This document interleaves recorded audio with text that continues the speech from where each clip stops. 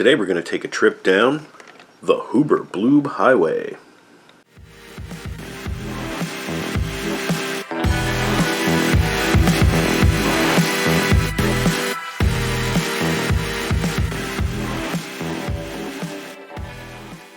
The Hoober Bloob Highway is a Dr. Seuss animated made-for-television special made in 1975 for children, of course.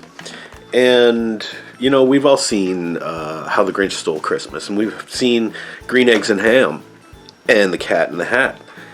And the thing is, we remember all those ones, but I never remembered this. Like, I probably saw this when I was a very young child on television, but it's pretty obscure. And I think the reason for that is there's no book that goes with this one.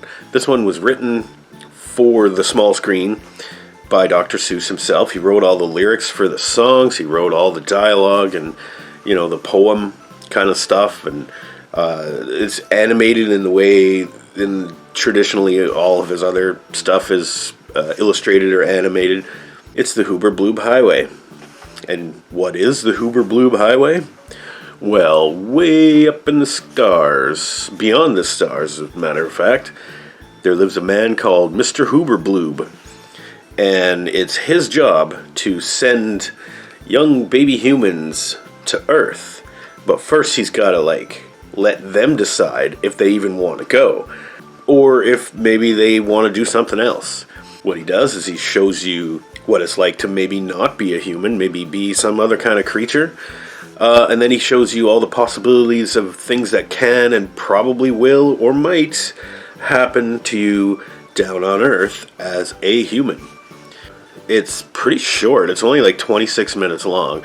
And it's got a whole bunch of songs in there, which are, positive and uplifting and cheery. And it's not a masterpiece, but it's pretty good. It's got kind of a message to it as well.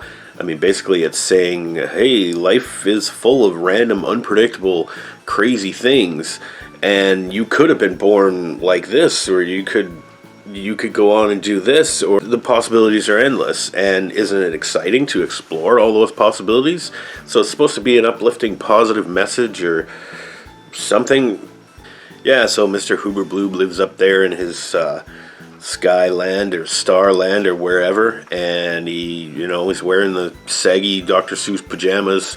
He's rocking that look, and he's talking about different weird made-up creatures and things, and the fluffernuffers and the hooter bongs and whatever, and so that's all illustrated, in the typical Dr. Seuss kind of style. Also, Mr. Hoober Bloob has a little sidekick. He's a lute, or, like a little, almost like a guitar. He has arms and he can play himself. So he plays with himself on camera. So he plays flamenco pieces. And anyway, and Mr. Hoober Bloob gets really annoyed at him, and he's like, quit interrupting, even though he's playing this wicked flamenco riffs on there.